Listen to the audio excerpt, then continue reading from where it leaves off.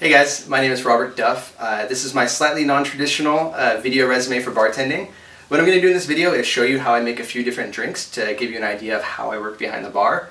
Then I'm going to tell you a tiny bit about my experience, and that's about it. So I hope you enjoy the video. Okay, so I'm just going to make a really nice margarita first. What I want to do is cut a lime for garnish, and I'm also going to use it to rim the glass later on. So I'm just going to kind of rub it between my hands a little bit to get the juices going. This one's a little ugly, so I'll cut off the ends. Just toss those aside for now.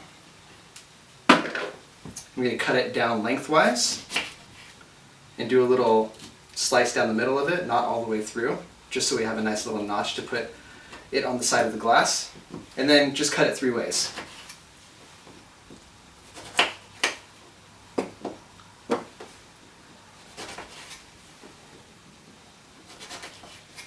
Okay, so I'll keep these in here for now. I'll come back to those later.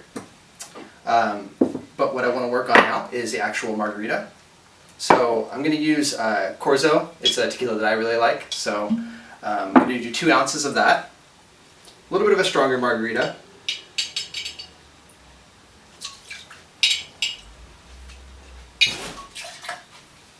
Okay, 2 ounces of that into the mixing glass.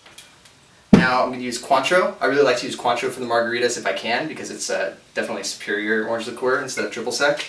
So 1 ounce of this.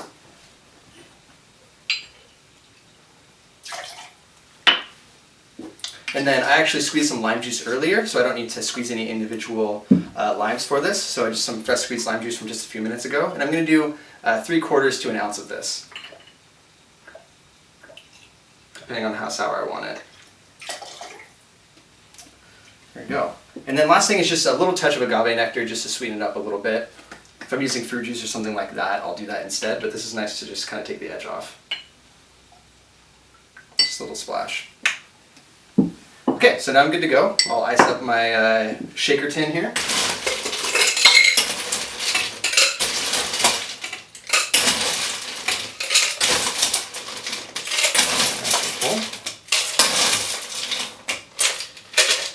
Good. And let's just shake it up.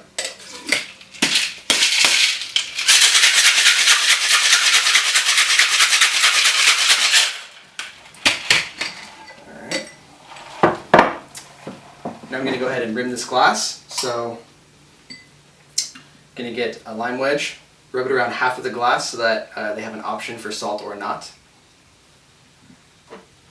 And then just rub it in the salt. Alright. And then we're going to use new ice for this. It's always nice to serve it over some fresh ice.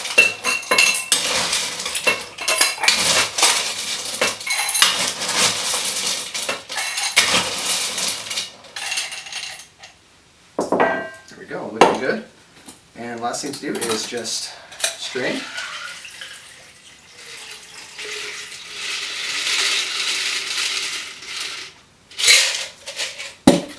And add our lime for garnish. There we go. Margarita. Alright, so next I'm going to do a Cosmopolitan cocktail. First thing that I want to do before I think of anything else is just chill the glass down. So I'm going to put some ice in here.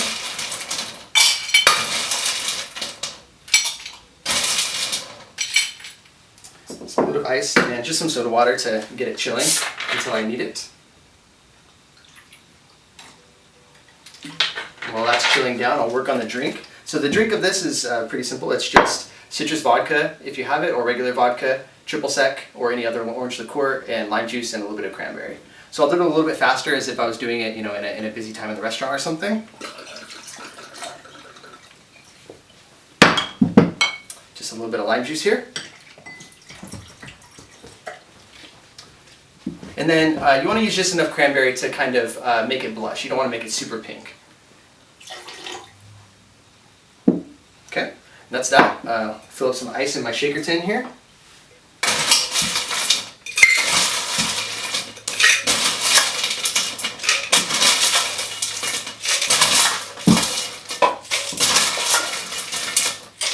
Okay, and give it a nice shake.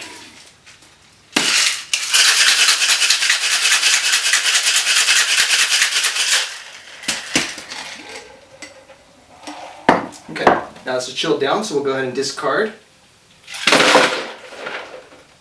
There we go. And strain.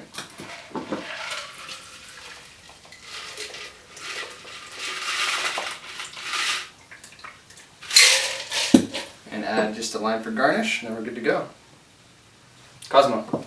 Okay, so the last drink I'm going to make, I'm going to slow it down a little bit, and I'm going to do kind of a more old-fashioned drink, and that's going to be a Sazerac. So I need 2 glasses for this, for the traditional preparation of it. One of them I'm just going to ice down and leave chilling.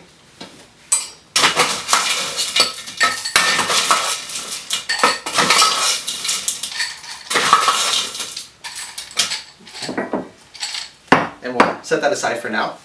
Next thing I'm going to do is I'm just going to get a sugar cube, plop it right in the glass. I'm going to use Peychaud's bitters, and go ahead and just saturate the cube.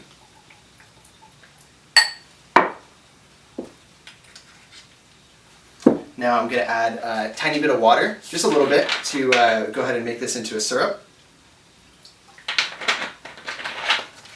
And I'm going to muddle to my heart's content. You can use simple syrup for this too if you don't want to muddle, but I kind of like muddling because it's a nice little ritual, and also you can control how much sugar you use. You're kind of left to whatever the syrup is if you use syrup, but either way is fine. Either way, I want to make sure there's not a lot of granules in there, so I'm muddling it real good.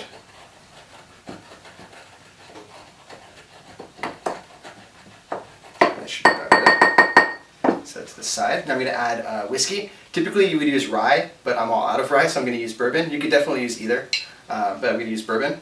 And just 2 ounces of this.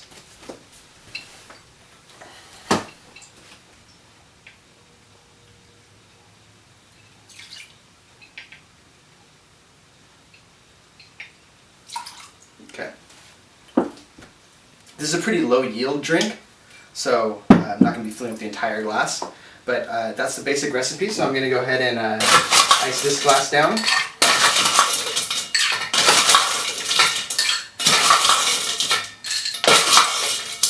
And since there's no fruit juice or other opaque ingredients, I'm going to go ahead and stir this one. Throw some ice cubes all over the place.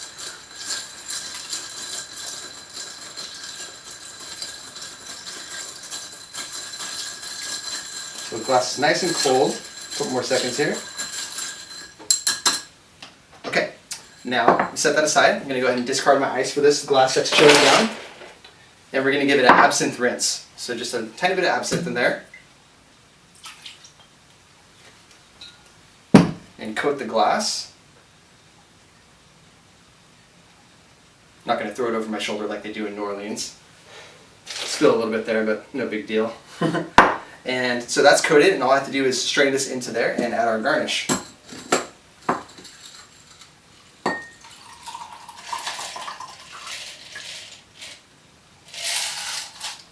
Now, people go both ways about the garnish, whether you squeeze a lemon and don't drop it, or squeeze it and drop it. I like to put kind of just a nice long little zest of it in there, if I can.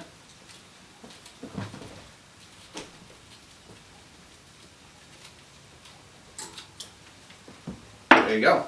So no ice in this drink, and there's your Sazerac.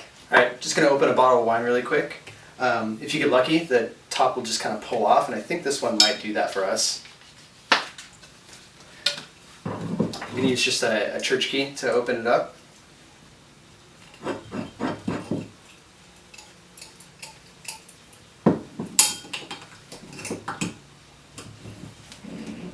There we go. Pour a little glass here.